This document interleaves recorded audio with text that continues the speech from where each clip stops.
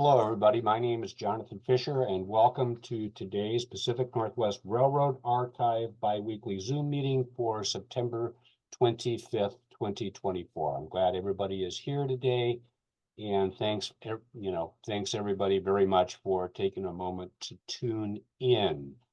Coming up, we had the NP convention 2 weeks ago. We're going to be looking at some of the highlights from that today. We also had the Great Northern Convention last week. Coming up on October 9th, looking at future programming. Scheduled to appear is Roy Hemingway, past president of Oregon Rail Heritage Center. They're the owners of the 700 and the 4449. So I'm excited to have him finally as a guest on our program. October 23rd, I will be in Chama, New Mexico. So we'll have Virginia Wright and Bob Kelly doing a special guest program on railroad lanterns. November 6th, really cool. We're actually going to talk to like real people with real trains. Paul DeDalius, the president of Columbia Rail in Eastern Washington, will talk about owning a railroad when you're also a rail fan. November 20th, perennial PNRA Zoom meeting favorite, J. Craig Thorpe will be back with us, and we all enjoy spending time with Craig. December 4th, we're going to have a new guest that's not really very familiar to this community, Andrea Capiola. We learned about Andrea from the Center for Railroad Photography and Art in Madison, Wisconsin. Scott Lotus, who was our guest 2 weeks ago. And they did a program with her, and it's like, which she just lives in Anacortes. We need to track this person down. And so we have, and she's quite photogenic in terms of her ability to take pictures. And she will be doing a program of all things on maintenance of the way equipment. And also, I believe, the Swinomish Bridge over the Swinomish Channel, Marsh's Point, which is Anacortes. Isn't that right, Daniel? Did I get that right? Swinomish? Swinhomish. Swinhomish. Oh, there you go. Okay. And finally, December 18th, we have scheduled to appear. It always has to come down to scheduled to appear. Cesar Vergara, Mexican-born industrial designer who was associated with, brace yourself, associated with creating those talgos that have been running on Amtrak Cascades for the last few years. He's going to talk about his career as an industrial designer and probably talk about the talgo stuff too. So let's move on to today's program. We've got, as Ed Sullivan once said, a really big shoe, and I'm glad that we had some depth on the bench so that when I needed to call upon a pinch hitter, I had somebody of the caliber of Dave Sprau available to step in and talk to us and share some of the video from the NPRHA convention. And so, yes, in the chat, you're absolutely correct. Our regularly scheduled guest for this week was Bethan Mayer, the executive director of the Mount Rainier Scenic Railway. And, perfect segue into what happened. So she contacted me about a week ago with a problem, and, very proactive, very, wanting to get this figured out, and which was fantastic. And I have a great relationship with her. And it's so exciting what they're doing up there. I mean, this thing was, 18 months ago, this thing was deader than a doornail, and it's growing great guns. So we came up with a secondary program for her to do. And unfortunately, everybody up at Mount Rainier then ended up getting sick.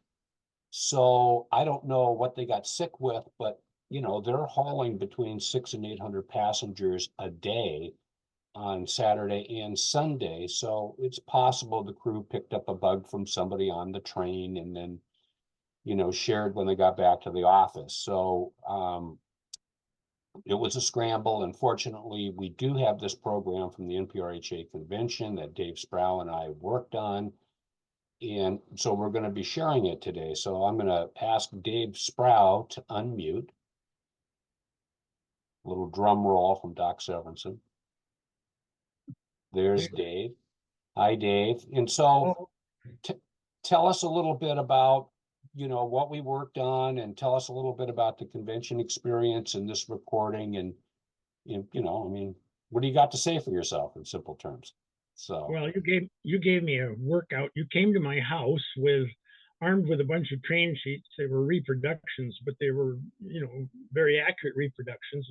Rolled them out on the table and started asking me questions, and I answered all your questions, I think, and then we did some sort of recreations and explanations, and it got into the third and fourth dimension, but I think it turned out pretty well, or at least I'm able to follow it when I watch it. It's and we just a didn't little, make any contact with anybody in the Van Allen belt, but yeah, no, no.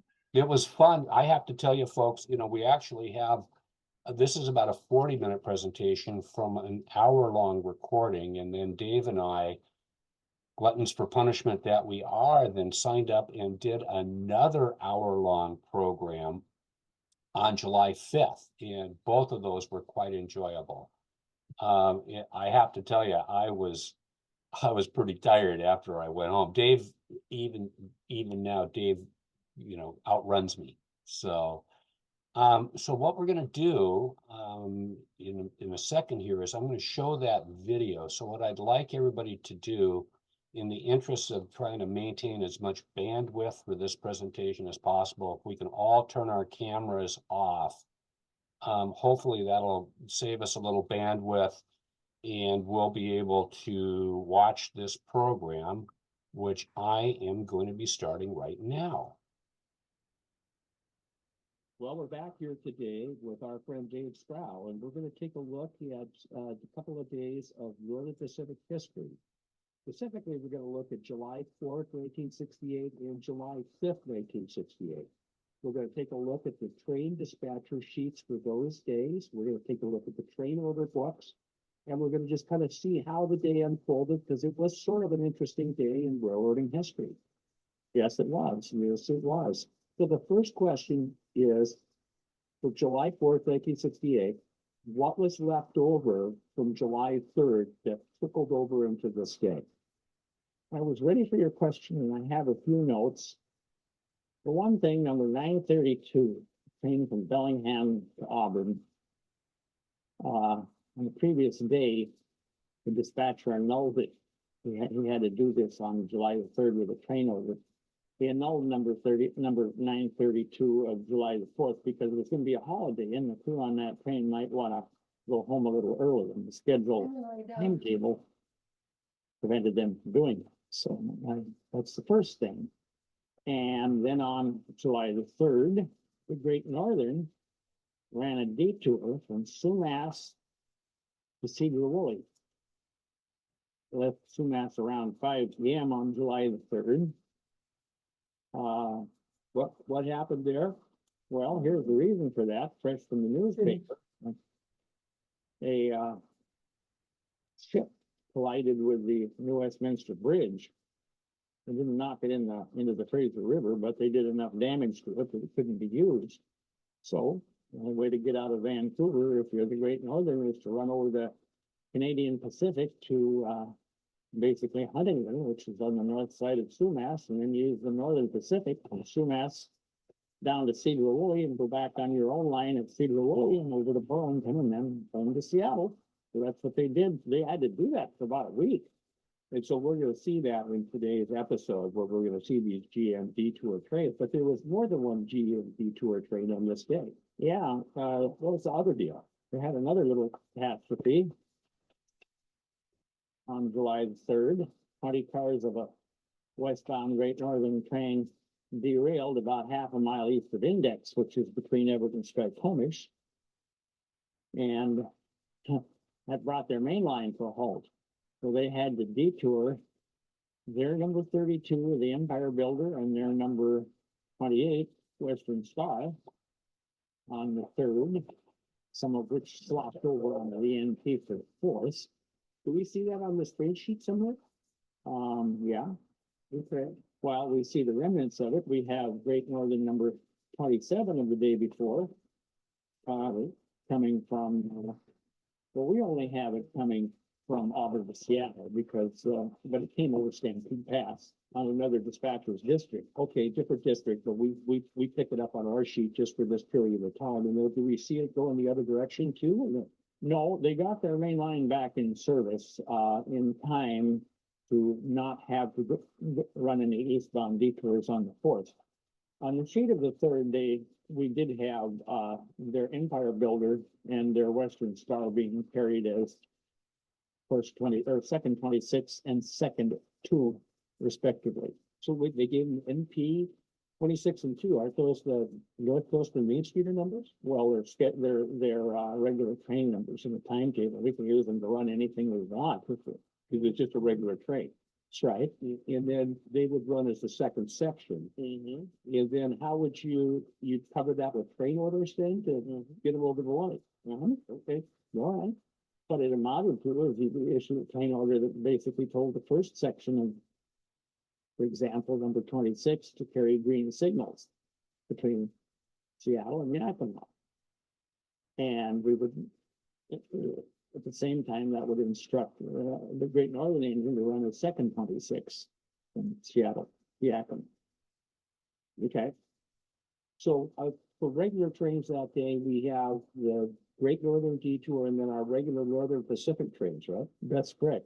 And did these all kind of go like they were supposed to go? Yeah, I think they did. I looked the sheet over and I don't really see that anything went wrong. Of course, it is unusual to have foreign line trains running over your track, but it looks like everything went smoothly. I mean, that's what it's supposed to do. Right. And then you did, and when the shoe was on the other foot, of course, then they would accommodate the Northern Pacific, the Great Northern folk. Yes, they did. Okay, they did. It often happened. And Milwaukee was part of the mix too. The Milwaukee and NP ran a lot of each other's trains, in emergency situations. And then the Great Northern would step in when they needed to, and we'd step in for them. Okay, all right. Here we are dealing with the round trip of Crew 3 on July 4th, 1968. Dave, tell us about this trip. Crew 3 is going in for 601 coming from the east, and then there's our traffic going up to Stacy Street in Seattle. Right. On this particular day, Crew 3 was not called until much later than usual. It was called for 11 o'clock p.m. night of the 4th. And he hauled number 601's connection from Auburn to Seattle and left Auburn just in time to be on this sheet 5 minutes before midnight. 11:55 p.m. with 44 loads and 3 empties and 2648 tons, and he arrived at Seattle at 1:10 a.m. on the same. This 1:10 a.m. is July 5th. So then we flip to the July 5th sheet, we should be able to see him going back to Auburn, right? And that's correct. That's not what I'm with. Well, he'll be there and find out. So on July the 5th,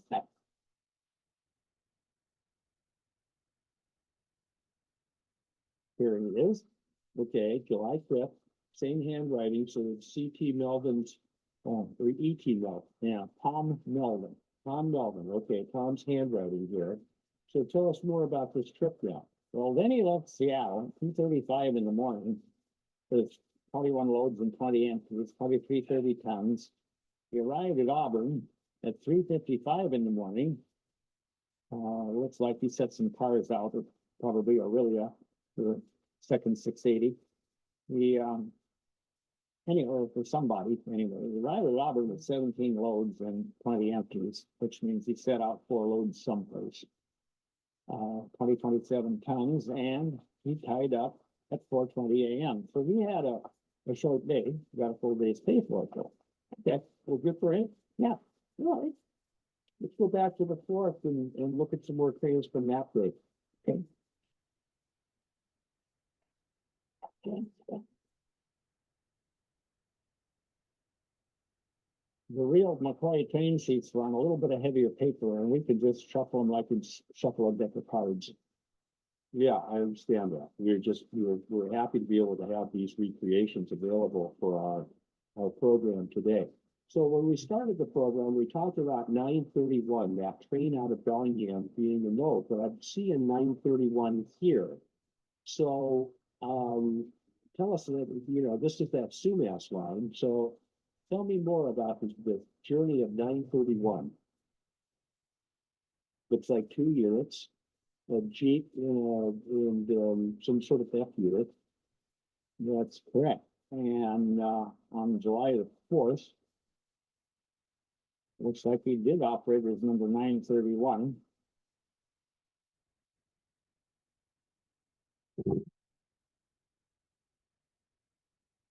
Have a look at the Bellingham branch from Bellingham to Wickersham. That you, where's going? Here we are, Tim. Yeah. So then here's 931 at 6:45 p.m. 4 loads and 3 empties. Is that what I'm seeing? Mm-hmm. That's pretty typical. Not a ton of business in the dog, a little more than that. I think typically they had just a little more than, of course, they picked up business along the way and hauled a problem. For example, when they left Arlington at 4:05 p.m., they had 5 loads and 3 empties, 425 tons. So they picked up a car en route, and then here, here it's 13 and 6. So where did they pick up some more cars from? Pick them up right here, P/U. Oh, look at that, the little notation, PU, and that is at Black River, Okay, so now he's built up to a little bit bigger train. He's up to 13 and 6. He landed, at, 11:05? Yeah, according to that. Am I reading this the right direction? Yeah, I read it. No, you're not. Okay, it's reading down, isn't it? Yeah. Okay, so we left it at 11:05. Left off, this is 931, not 932. 932 is the train that was annulled. Okay, 932 was the train that was annulled. Yeah, this is 931, and on the morning of the 4th, we left Auburn at 11:05 a.m. Yeah, and then he arrived at Arlington. That's the next time it shows up.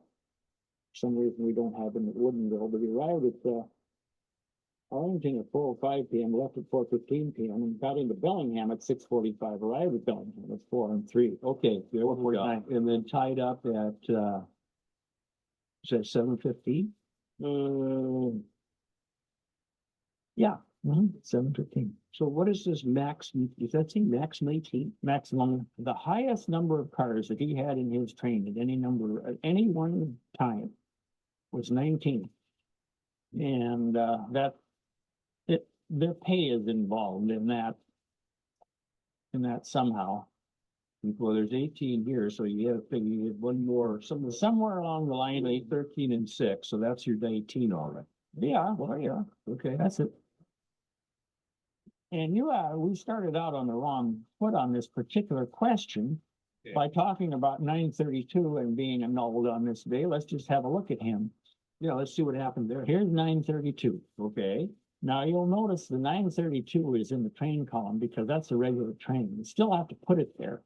And then you show that it's annulled from Bellingham to Black River. Then again, you show it in another column and you put the 932 up here just as a symbol where it was actually an extra. And they annulled the scheduled train and ran it as an extra instead. And he got, a good thing, he got out of Bellingham at 12:20 p.m., which is ahead of time card time. This enabled the crew to get home early on July the 4th. Okay. And here we are, Arlington already at 2:35 and 2:50.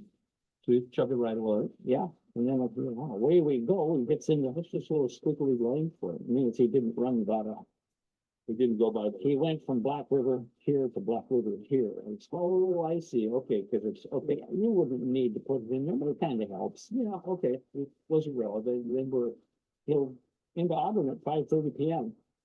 That didn't take him long at all. No, three loads, no empties, and 188 tons. And good day for them, usually at 5:30 PM, you know, up around Arlington. Oh, okay, so then they did get home at a decent time. Yeah, in fact, what? So that disposes of him. We've got a bunch of other interesting stuff out here. Why don't we look at, one of these detour trains? Sure. Let's see what we got there. I see some commentary over here and Let's do the Great Northern, Western Star detour. okay, On July 4th. He had, we always show the home road too. We had a conductor by the name of Pasica, an engineer by the name of Peffer. okay, Well, now I knew, Pasica, he was a Seattle guy. Peffer, he's a Spokane engineer. He brought, instead of switching over to a Seattle engineer like they did at Wenatchee, Peffer brought the train all the way. He brought the train all the way into Seattle from Spokane. Yeah, but of course he's detouring over the NP, so he doesn't care. He gets a pilot. okay. Did they talk about the pilot? Oh, yeah, yes, sir. We have to list that. Pilots, according to this. Our conductor, Iggy. And engineer Willard. Those are NP people. Okay, and they rode the train and piloted this crew all the way from Yakima to Seattle. So then when they pilot it, if you were Pfeiffer, then you'd be driving the train and this guy goes slow down here, speed up there. Right. Okay, but I don't touch your equipment. You run your equipment. Well, that's the way it's supposed to work. Occasionally, the road engineer would ask the pilot, would you please just run this train? I'm just a little too unfamiliar with this, and it'd be so much simpler if you just sit down and run it. Can you please do that for me as a favor? And they do. Okay. That's not what the rule book says. But on the other hand, the rule book basically says that you can let an engineer may allow a competent person to run the engine. The engineer being responsible. Okay, so if this Great Northern engineer is letting the NP guy sitting in his seat and run the engine, and all of a sudden bells start to ring, or he sees that the engine is running up into the red on its amps, he better say something to that NP guy, because this is his Great Northern engine. Yeah, it's his engine, and he needs to be responsible. Yeah, but there's no need to belabor the point. Normally, the assigned guy would run the train, and the pilot would just tell him, they just slow curve up here. See, We need to pick up an order here. yeah, we're gonna slow down to get the order, or we need to throw a switch up here, or whatever, yeah. And the pilot conductor would do the same thing for the foreign line conductor. He'd tell him, this is where we do this, and here's where we do that. But they wouldn't like, you know, on a detour train of the Western Star, they wouldn't stop at like Yakima or something, would they? They would just run through it, wouldn't they? Well, does it depend? Well, they might stop there, but it certainly wasn't a passenger stop. I remember in one occasion, we stopped there and we got some lube oil on the engine. I had the roundhouse over there ahead of time, and we put some lube oil in the engine because they needed it. Okay. And yeah, they probably would stop. They need to change pilots from the NP Idaho Division pilots to the, In Yakima would be where the pilots would change. right. And now Ellensburg was a regular stop for a NP train. Yeah. We used to give them a message, not a train order, just a message, not necessary to make passengers stop, which means that they'd have to observe the timetable time if they were anywhere close to it, but they wouldn't actually have to go running as a second, or as a following section. You have a following section, and that timetable required stops. So you send them a message saying you don't need to stop here. Yeah, right. You don't have any business there. Yeah, it's not necessary, it's not mandatory to make the stop. If you need to stop for some good reason, of course, you'll stop anywhere. So then okay, so this is the one that we looked at, which was the derailment on the main line. And, yeah, you got it over there. And so then,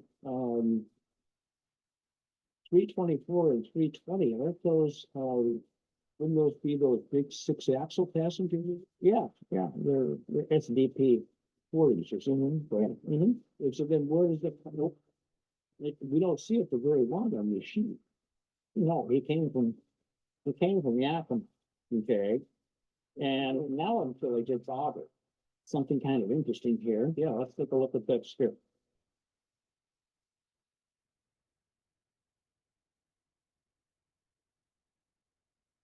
So this is the train order book, and when we get these red squigglies in here, that means that the deal is done, but we can look back at history and see what it says. Yeah, okay, what do we got here? We have a train order. Don Kane put in his train order book, because he was working third trip on July 4th. Don Shane, here he is, actually would be first trip. No, he's third trip. Hammond Galworth is first trip. It's goes 3, 1, 2. Well, that makes sense. Why did they do that? Well, 12:01 to, okay, so he's the midnight, the graveyard shift. Graveyard shift, is- okay, sure. Graveyard shift is third trip. Yeah, okay, now I'm with you. Keep going. Okay, now. Here's an order that was issued at Yakima. You'll notice it's not underlined. This is copied out of the Mountain Dispatcher's book. Oh, that's why it says MTU. Yeah, and it's got a Mountain Dispatcher's number on it. Okay, versus the ones for this day, which are like sync, put down 15, this is 218. Okay, keep going. Ends in 6708A and GN 331 run its first and second, 25 Yakima to Seattle. This allows them to carry the green signals on the first train and no signals on the second train, all the way from Seattle, or all the way from Yakima to Seattle. And this eliminates any onerous questions about what do we do at Auburn? Do we take the signals down and put them back up again, or what do we do when we get to Auburn? Let's say, carry them through, carry your signals through. Or once they hit the double track north, then it's not a big deal, right? It either isn't, no, but they still have to be on the double track route. We'll see them by the time they get there. They'll be on the double track north. Yeah, they should be on here. Okay, wait a second. So here we are. Yeah, first 25, okay, and second 25. So there they are. Okay, and they have pilots. The Great Northern crew is conductor Harper and engineer Bergen. Those are Spokane guys, both of them. Okay, okay. They brought it all the way to Seattle, and they have NP pilots Nordgren and Dick Fidler. Cool. Okay. They and you'll notice here, his first 25 went by Auburn at 8:27 a.m. Second 25, the Great Northern train, pretty much right behind him, about 30 minutes behind him, where there was 12. Yeah, and they went into Seattle 30 minutes apart. Okay. Now I got a question about this. Now this says, this is that train order, and the Great Northern Detour train from Yakima to Seattle. It says time complete 3:38 DTS. Who's DTS? That's me. I was the one that wrote this. Yeah, well, I gave it to Don. I let Don Shane copy it. I gave him he wrote it down out of my book. I was working third trip on the Auburn to Yakima line that morning. That's why you're so familiar with this day, because you were like sitting right next door to Don Shane when this was all happening. So you're passing. So this was an order that you issued as the dispatcher on the Mountain Division. And that's why I saw the initial DTS, so I wasn't going to let that one slide by. Okay, so there we are. I issued the order at Yakima. I handled the train to Auburn on a different train sheet on a different district. Don Shane picked it up and brought it into Seattle. But this is the train order book that corresponds with this train sheet for this day. And so we're putting it here because it spills over into our train sheet into this district. That's correct. Okay, all right.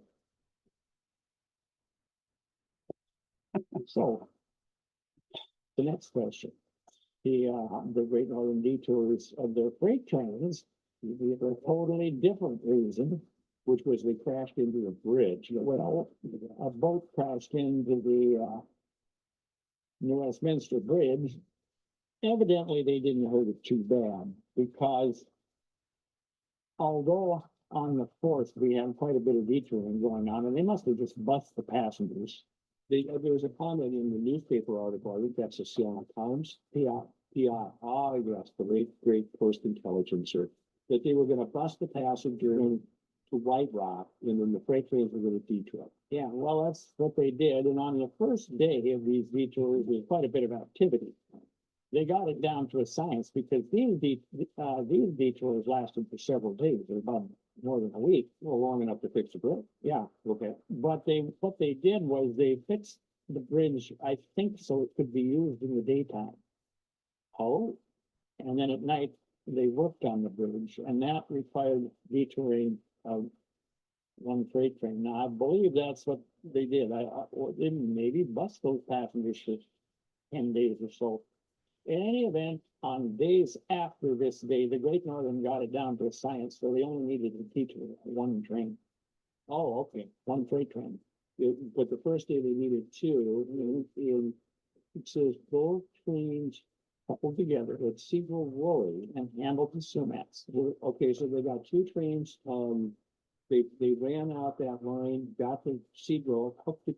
Would you have engine cars caboose, engine cars caboose? I think so. I think that's what they did. In a way that you'd have two clerks. Yeah, okay, and the crews were listed here. Yeah, mentioned Jack Hiles, the Great Northern Conductor, and the Harry Furman, the Great Northern Engineer. Did you work with those guys when you worked for the Great? Yeah, I did. You like them? Oh, yeah, they're good guys. Yeah, okay, what about these two guys? Tom Welch was the conductor, and Bob Miller was the engineer. Okay, Bob from somewhere else. Well, he is pretty well known around the Granite Falls, Snohomish area. He had been a logging train engineer. He was full of stories about logging train operations around the Granite Falls, Arlington, Snohomish area. But he grew up and then went to work for the Great Northern. That's correct, yeah. And you'll notice here that they're carried on the train sheet, leaving Cedar Woolley and arriving at Sumas at exactly the same time, but they kept their tonnage separate. They just, they ran. And what does this say? Does this say that this got a note? That's a running order, was annulled at 11:30 a.m. So that if they don't make it to Sumas by 11:30 a.m., they're dead out there on the track. Their hours of service. Well, perhaps their hours of service, according to this, are 11:30. Yeah, that's correct. A 16-hour day. That's when their hours of service. It's 16 hours. We wanted to make sure when we annul a running order we've given them, we wanted to make sure that if they didn't make it to where they were supposed to go, that they would see that they aren't going to make it and get their train off the main line, not just park in the middle of just wherever it is and come and get you, right? Right. Get their train off the main line, and then we could run our trains or run other trains. So then we send someone out there in the vehicle to get them, or what do you do? Yeah, you do. You have to send somebody out there. The Great Northern would have to do it. We'd tell them, hey, your guys in trouble. You guys went dead. We're going to go dead, and you're about to go dead. We're not even sure where they're at. They left Cedar Woolley at 5 a.m. and it's now 10 a.m. and they haven't showed up anywhere. Actually, they're dead. Okay, so this is the way it works. If they don't, then you got to go after them. In this case, it'd be the Great Northern. You have to go after them. Okay, all right, but it didn't. But these times didn't affect our 9:31, and it didn't affect any of our trains. It was at our trains. An hour of the night, nothing of ours was running up there. Where is our train to Sumas on this thing? Well, here's 675, leaving Auburn at 7:35 or 7:25 that particular morning on the 4th, and arriving at Sumas at 1:40 p.m. Yeah, so that didn't get away with any of that stuff then. No, and 676 going back, Well, that's a regular train as well, isn't it? right. We're the same, Including my terms. we're the same crew that brought 675 into town. They left Sumas a little late that night. So Gray and Ware, and then they would have the lead unit is the trailing unit with what came into town, and so it just reverses itself, and then they go back out.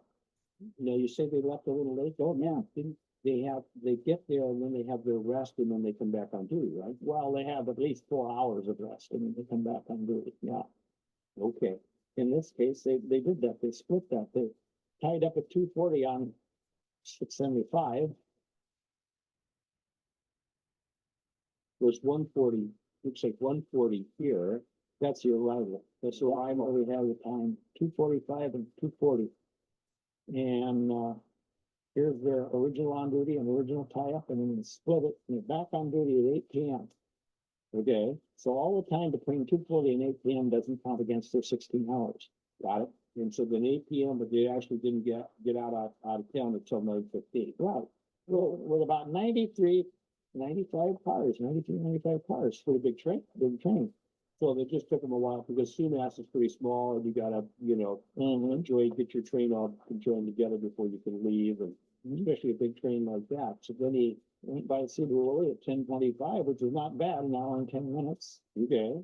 And then now we're in the middle of the night. We know that he set out at, it's Edgecombe or Snohomish? Well, that's on the Edgecombe line. So he probably set something out at Edgecombe for one of the Darrington jobs to pick up. Okay, and handle to some other place, we don't know where. But basically, it's the middle of the night, and away he goes by, he goes by Kent at 2:46 in the morning. And that's Tom Melvin again, that's Tom's Melvin's handwriting from the subsequent. Yeah, from the fifth. Okay. And it arrived at Auburn at 3:05 a.m. on July the 5th with 25 loads and 47 empty, still a pretty good sized train. Yeah, he's dropped a few. He's dropped some loads off. Yeah. Oh, yeah. Okay. Okay.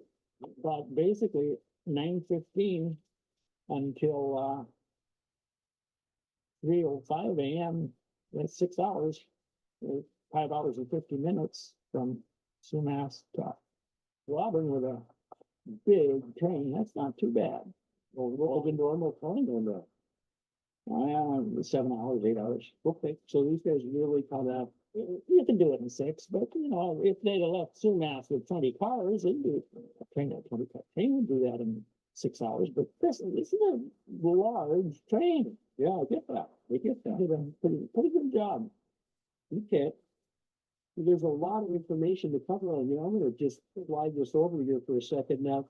What's all this business over here? Just, why is this off in a corner and what's this all about? Well, this is the great, Everett Yard, Everett Northern Pacific operation, which kind of demanded a little train sheet of its own, back in, around 1920 or so. The Northern Pacific decided they were gonna put Everett on the main line of the Sumas line. And in order to do that, they depended on being expeditiously handled by the Great Northern, which never happened. And the Great Northern didn't do it just to be mean. Delta was a big place. Well, the Great Northern and the NP just had a lot of traffic and they just had trouble sharing joint facilities and not delaying each other. And I don't think any of it was ever done really intentionally, but they tried to do it on the cheap with a single track main line, and it just didn't work. The Great Northern was delaying the NP and the NP was delaying the Great Northern. And finally the NP threw in the towel and they put the main line, their Sumas Bellingham line, important trains, they put them back on the NP and they went up through Hartford and Machias rather than trying to get through Everett. Okay. But Everett was always kind of a just a bone of contention. And instead of trying to carry all this Everett stuff in this part, we put it over on its own separate piece of track, because basically from Lowell through Delta Yard and NP Everett Station and Delta Junction, things happened that didn't concern this. Okay, and a lot of times there are a lot more entries than what we see on July the 4th. However, look at the next day and I will see a lot more activity. But permit me to explain. Yeah, and this is a good place to bring this up. All right. The train sheet is nothing more than a blank timetable. That's one way of looking at what it is. And here we have Lowell to Delta Junction, and here we have in the timetable Lowell to Delta Junction. Okay. And this fills in the times for these first class Great Northern trains, whereas this sheet is blank. So the dispatcher records what actually happened versus what the timetable says. How come these actually have the trains, up here we're writing in the train numbers, even for regular trains, but here the train numbers are actually printed on the form. Oh, that's just a little thing a little nuance that we could, order when we had the sheets printed. We could choose to have them printed this way or choose to not have them printed that way. And in this case, we asked the printer to do this. If we could have done it for this, yeah, we didn't. It's just a matter of choice. but then why, okay, if this is, if the timetable says trains will be governed by Great Northern Railway timetable and rules. So then why on an MP train sheet, if we're on a Great Northern track, why are we keeping track of Great Northern trains? Well, because they're only governed by Great Northern timetable and rules between Delta Junction and Cruise. Yeah. Well, I see what you're saying here. But actually, all we're doing is carrying these two Great Northern trains from Sea Line Junction to GN Junction on our track. They don't own this track and they have to run over it. Oh, and that's why the only places that these two and these are are those like the internationals? Yeah. Here's the Great Northern timetable, okay. And maybe it's a little tour on the subject. 357 and 359 and their counterparts run from Vancouver, Canada, down to Delta Junction, and then they go from Delta Junction over to GN Junction on their own track, and then between GN Junction and Sea Line Junction, Northern Pacific timetable and rules govern. So here they are, and all on Rogers. Is Rogers involved in this? What they used to call Rogers?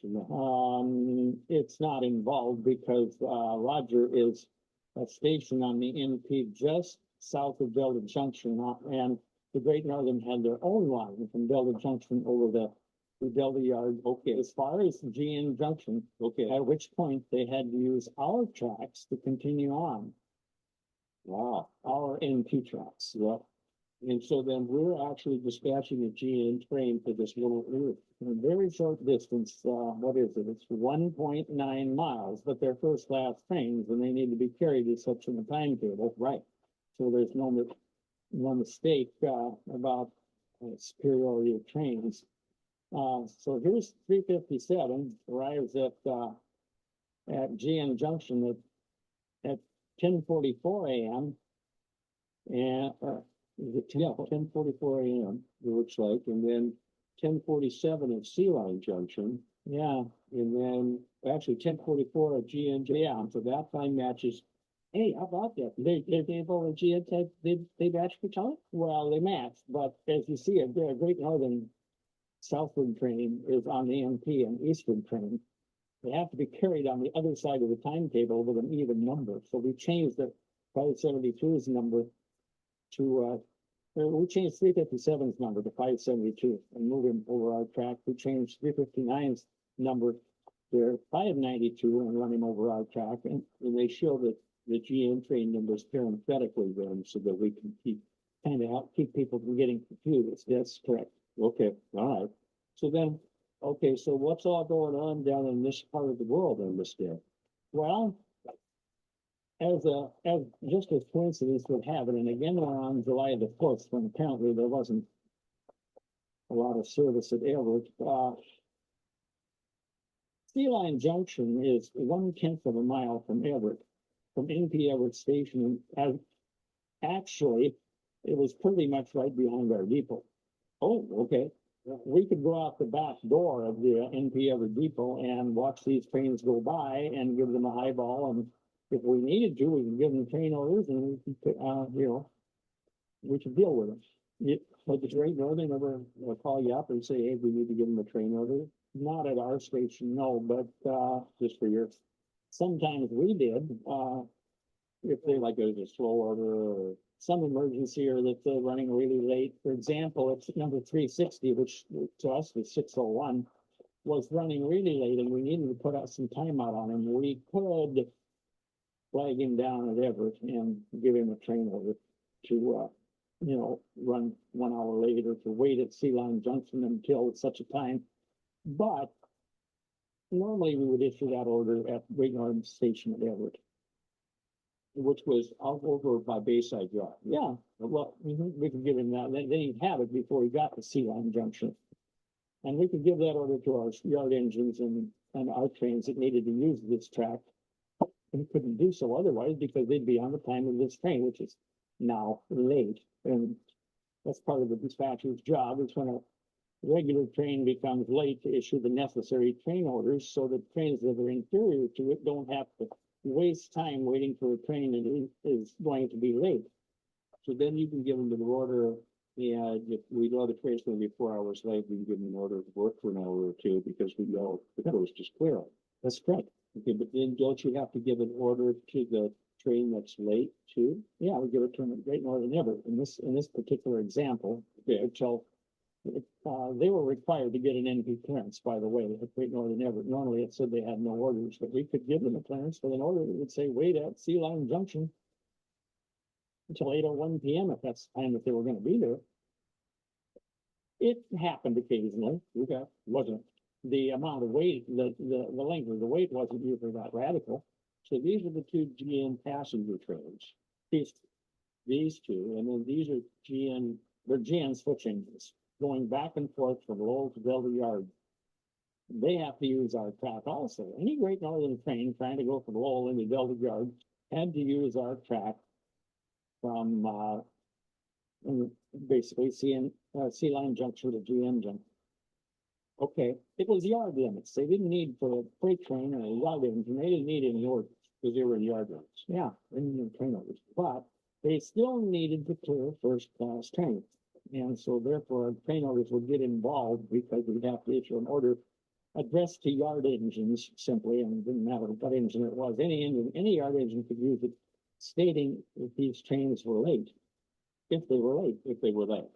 If they weren't late, well then, hooray. So then all we're doing here is just referring the times that they went past these various locations. We didn't necessarily issue them any orders or anything. No, and the reason that we had to do this, and it's yard moves, Yeah, they're yard moves. we got to bill the Great Northern for running over our track. We got to bill them per car, and in this case, we bill them for one engine. I don't know what the cost was, but they'd get a bill. There's a couple more of them, 3 loads and no empties, 150 tons, 9 loads, no empties. We'd send the Great Northern a bill on that day for 12 loads and no empties, plus an engine. So make a little money on the deal. This is how we made our money. So then this would go to like people like me in the accounting department, and they would go, oh, we could bill them for this, and we could bill them for that. And That would go to the district accountant's office, and he'd take a whole month's train sheets and he'd prepare a bill and send the Great Northern a bill for whatever it was. Okay, per such and such agreement. This would be per the agreement to the joint use of track between Sea Line Junction and GN Junction. The bill for the detours would be per the standard detour agreement, which basically was nothing. We didn't charge them a dime, except we made them pay for the pilots. okay, just for the cruise. Yeah, if we gave them a gallon of lube oil with Yakima, which we did in a couple of cases, not a gallon, more than that, but then we'd send them a bill for the lube oil. Okay. If we had to have an operator on it, a place where ordinarily an operator was not assigned at night, we'd send them the bill for that. You know, to facilitate. Now, tell me more there. When would we have to have an operator when we didn't have an? Well, for example, at Cedar Wood, Oh, okay. in this particular case, we had to call the daytime operator at Cedar Wood out at night for about a week to copy orders for those Great Northern trains to run over our track. And all that he got paid for doing that was what we referred to it as a call. We would call him, and that was a minimum of 2 hours at a time and a half rate. But we'd make the Great Northern pay it. We'd send them a bill for the standard detour agreement for the movement of your trains. If they needed to get a train out of Sumas at 2 a.m., we'd call an operator down at Sumas because there was no operator at Sumas normally at that hour, and pay that guy a call, and we'd make the Great Northern pay for that. Because Sumas would normally be a day shift. Sumas was open from somewhere around 7 or 8 in the morning until around 10 or 11 at night. And there was no graveyard shift, so if by then all the trains were gone, there was no reason for anybody to be there. I didn't need a night Operator. We didn't need a night operator. Yeah, but when the Great Northern was detouring, we did a couple of times because they needed, they showed up at Sumas in the middle of the night. We'd call one of our operators down, and he would copy the orders for them, and then they'd pay for the call. So then with the on these detour trains, then would the Great Northern call like the chief dispatcher and say, hey, we think our train's gonna be here at such and such a time. And then Ken Iverson or whoever it was would come in and tell you, hey, we're gonna have a GM trade show up at this, how's that? What's up? Chuckle. This is just a little, Ken Iverson never told me nothing. He never showed up until after I was long gone from A&P. But yeah, the chief dispatcher would come in and inform us that the Great Northern was gonna need the detour. And here's as much information, he'd say, here's as much information as I can give you right now. I got the engine numbers and maybe the crew. And so then who's responsible for calling the telegrapher out at CMAS and getting him to come to work? Oh, yeah. Okay, so you have to call him up at home. Oh, and hopefully he's home. Yeah, if he wasn't, we'd find a different one. Oh, okay, so you go down the list until you finally call somebody that answers the call and says, hey, we need you to go out to the, and it's right there at the depot at the border, right? Well, okay. And like, if we couldn't find anybody, just couldn't, I don't know of any cases where that happened, but I'm sure it did. Finally, if we couldn't find anybody, we could give the order direct to the conductor. And he'd get paid some money for copying that. But the operator would have no claim, in this case, on the conductor copying the order because we made every effort there was to find it and couldn't find it.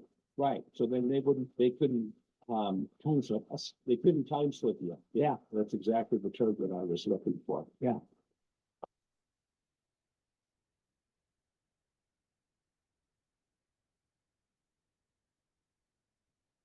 And so I'm back. So Dave, after we've watched this, now you and I have watched this a couple times, there anything that you really, that we should have added and didn't add, or anything that we kind of missed, or any thoughts on this? Well, this is the unedited version apparently, because you got the wrong guy in the picture for dispatcher Don Shane. Oh, no, I thought we fixed that. Well, we did for the presentation, but the guy whose picture you showed was Don McGregor, and he was the passenger assistant chief dispatcher when I was working. He was a good old guy. He'd do anything, including standing on his head if you asked him to help you out. But just in case Kenny Shane, Don's son, is watching this from Spokane, Kenny's a retired engineer. Don was Kenny's dad, and I want to make it clear that the real presentation showed his dad in the photograph in the portrait. Well, that's your host and moderator, you're just snatching defeat from the jaws of victory. What can I tell you? Yeah, well, we used to have investigations and fire people, but that's a little bit harsh. So we'll give you a free pass. For the benefit of our audience, I think it's fair to mention the number of railroad professionals that we have on the call today that are familiar with this sort of thing. For example, Chief Dispatcher Ken Iverson, for example, Dispatcher Ed Berntsen, for example, Dispatcher Gary Emmons, and telegrapher to the stars, of course, Pride of Darrington, Washington, Alan Miller. So a number of professionals on the call today. And of course, speaking of railroad professionals, one of my favorites, Jack Christensen. Jack, can you hear me? How are you? Can you hear me? I can hear you loud and clear. What's new in the Christensen household? Did you enjoy the convention? Yeah, I did. I tuned in today. I couldn't get any audio. I'd forgotten to use the earplugs. So it's a senior moment, but I had to kind of guess what you were talking about, but I got in about the end of it. So Jack, one of the things we talked about when you were an engineer, did you ever have to copy an order because they couldn't find a telegrapher? No, I couldn't. I can't remember doing it myself. Okay, that is pretty rare. I imagine some conductors did it, but I don't recall an incident. And you worked that line up to Sumas and Bellingham quite a bit, didn't you, during your career? Well, as a fireman, I worked a lot of 675 and 6, and an engineer just a little bit. And I think on the Bellingham branch, I remember going up there a couple times. And did you work that under steam? I remember taking water at Idlewild, which was halfway between Larson and Park on the lake. The water tank is just back against the hill. Of course, it's the glacial lake. It dropped off pretty fast shore. And I remember taking water there. In fact, I had a print of the watercolor. I think was we gave out in the raffle in the convention, and taken water at Idlewild. But it was a fairly desolate place. I guess there's a hiking trail there now, so I don't know if there's any remnant of the water tank of the foundation blocks. Daniel, you're kind of familiar with that neck of the woods. What's left up there anymore? Well, the dam for the water tower supply is still there, big concrete thing, and we went there years ago and found the wire wound wooden pipe that they used to go down the water tower, and moved a little bit and put water through it, and so water's pouring back into the pipe and out the other end somewhere. But yeah, milepost 7.5, and that's where that locomotive is buried in the lake there, right at that location. So, yeah, pretty isolated spot, but yeah, the pipe and the dam and all that's still there, and then the tiger teeth for the foundation for the water tower is still there. Let's see. Brent, did we have a question in the chat? Yeah, can you hear me? Yeah, I Okay. can hear you. There were a couple. So there were a couple of red lines on things, but I think that was accidentally drawn on there through markup. So through the screen share. So that's not on the actual video. The other question that someone had for you, John, is why is this on your personal channel and not the Pacific PNRA Railroad? channel. Yeah. That's a great question. And the answer to that is it's just a simple matter.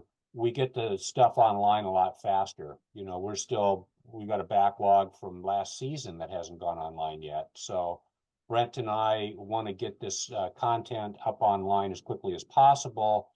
And so, I don't have access to the PNRA YouTube channel. So we're uploading it to my own so that people have access to it right away. And then PNRA can upload it kind of when they've got time, because this is one of many, many activities that institution is running. And they're running on a pretty lean staff. And so the idea that, I can call them up and say, hey, you need to get my video online that's hard for them because they've got so many other things going on. So that's the answer that I have, is that we get the content online faster. So there you have it. Yeah, the red lines, I didn't know what those were either. They're not here now, so they're gone. So I think what they are is markup.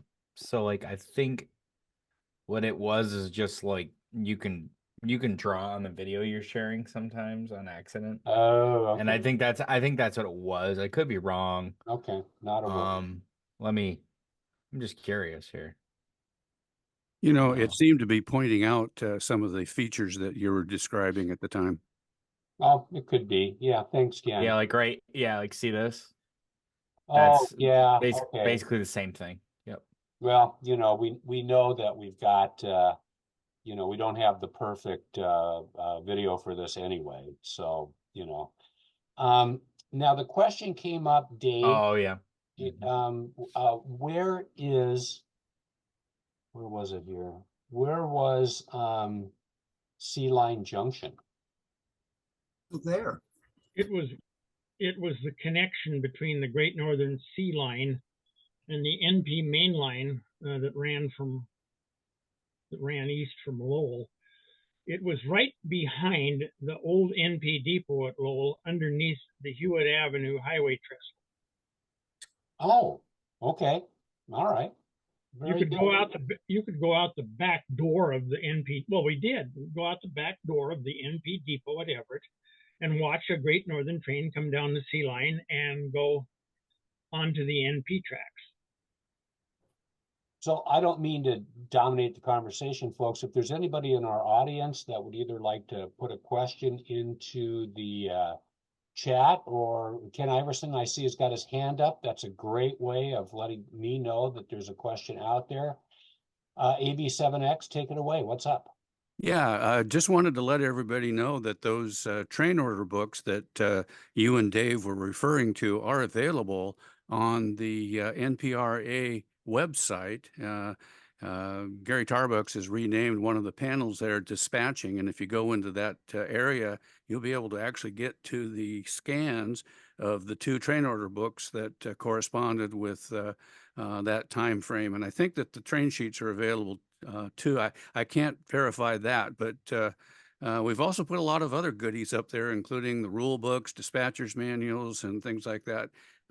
It just, there's a plethora of operational information that's probably only being interested by us operation train order timetable geeks.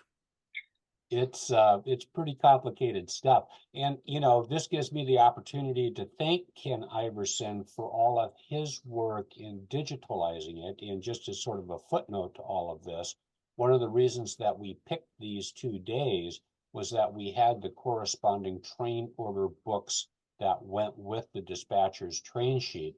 So you kind of could merge the two together and kind of see, you know, what all went on. George, go ahead, please. George, you're muted. Sorry about that. Just throw it out that I'm another one of the veterans on here. I was a Stacy Schwitzman. Oh, I some of the guilty on this list know who I am. So excellent, excellent. Well, thank you for illuminating your host and moderator. You know, Mad Dog is on the call today, I see. Did you ever have to copy a train order, Michael Sawyer? He's muted. He may be away from his desk. Who knows? So plenty of times.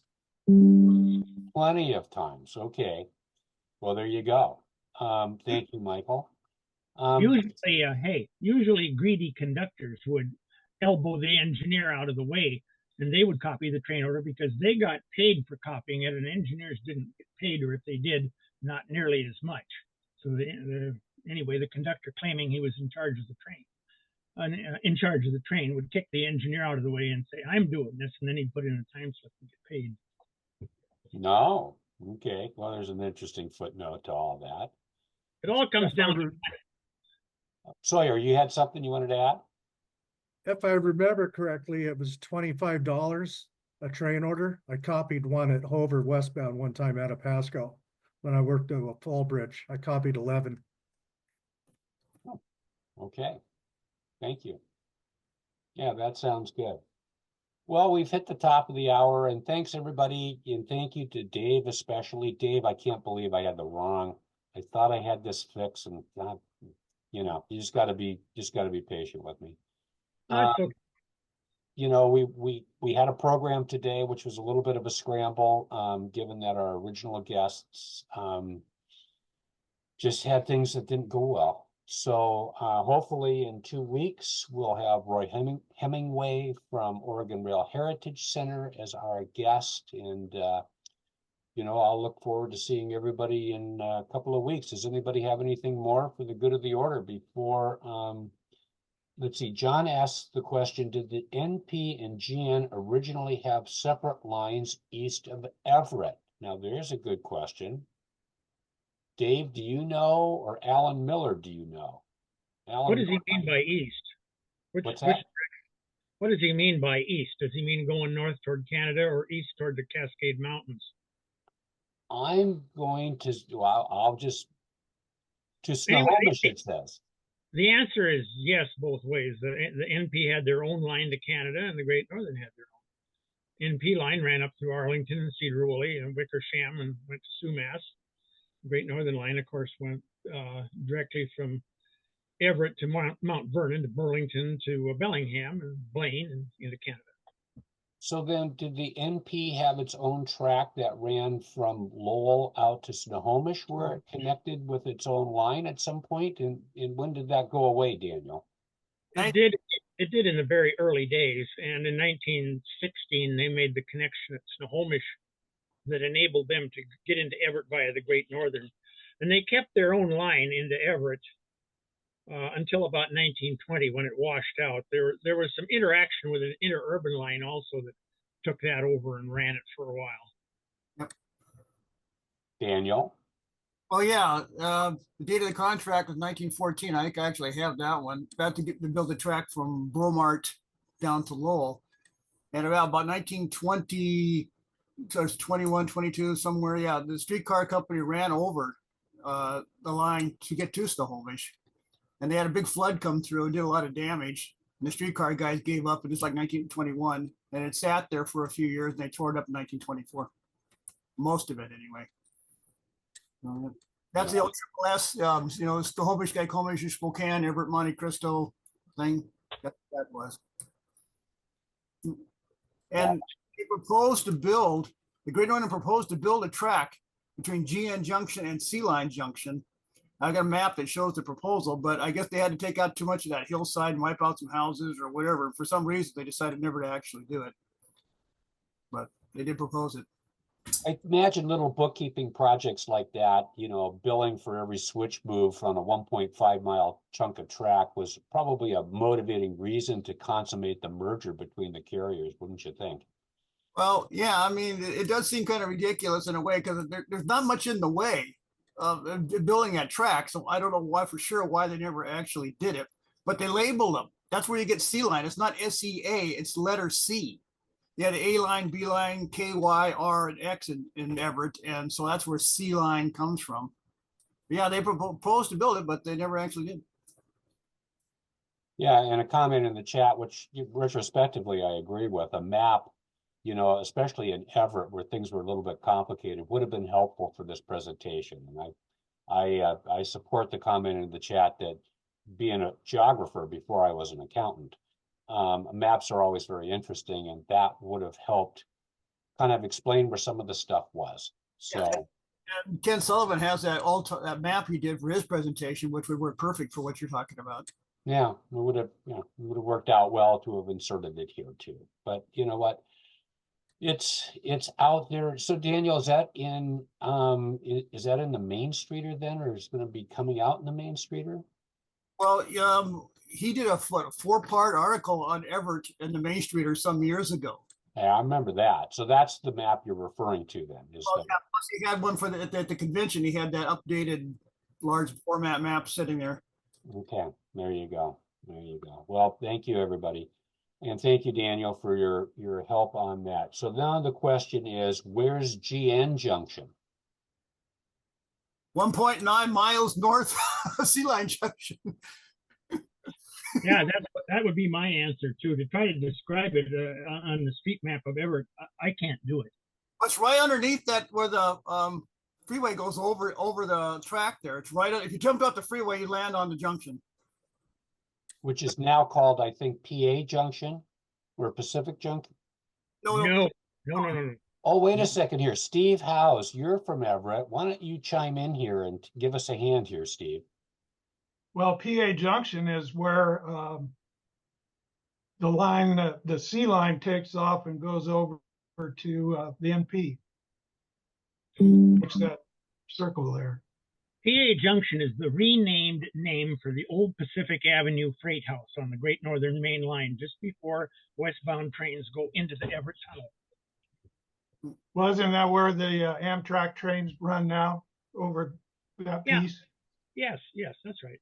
Yeah, so kind of near the site of the current Amtrak depot, which is just north of where I-5 crosses the tracks in Everett, would be the best answer I can have. And yeah, having a map here would have, especially as we got into the nitty gritty of Everett and whose track was whose, that indeed would have been a helpful thing.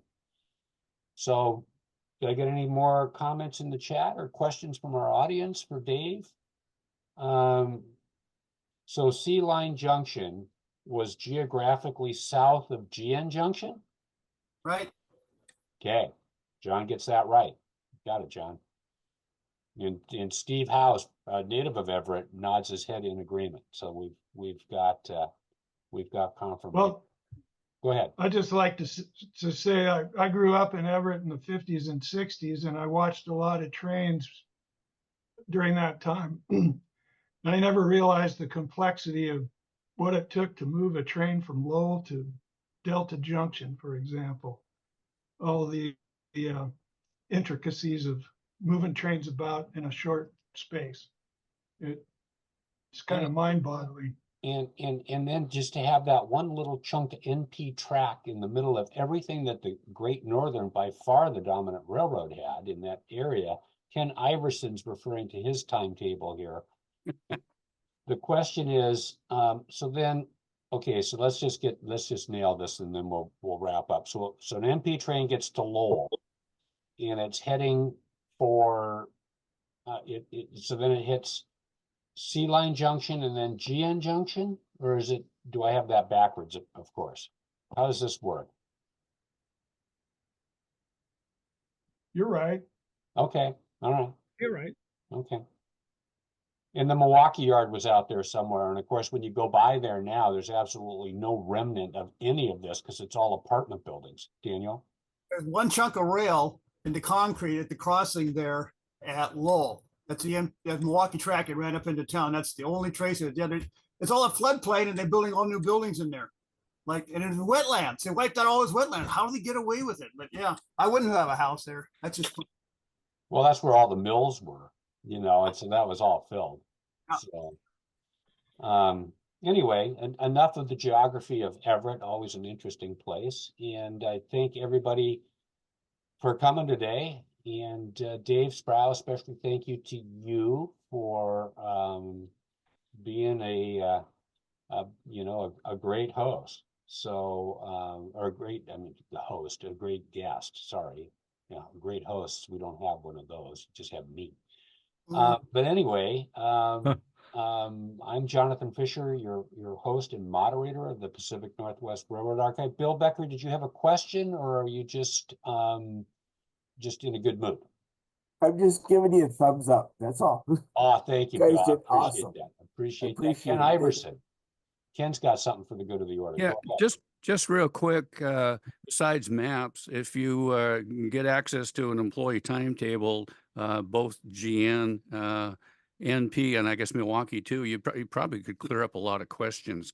Those timetables are pretty detailed, and I think you can rely on them to be accurate as to which railroad owned which piece of track. And of course, those are all available on both the PNRA website and the NPRHA websites.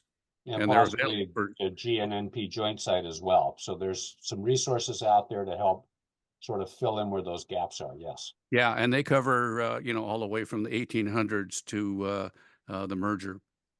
There you go. Don't try to learn it all in one day. It's mind-boggling if you do that. Dave and I went on to do a second hour of recording after this one when we only watched 40 minutes of the first hour.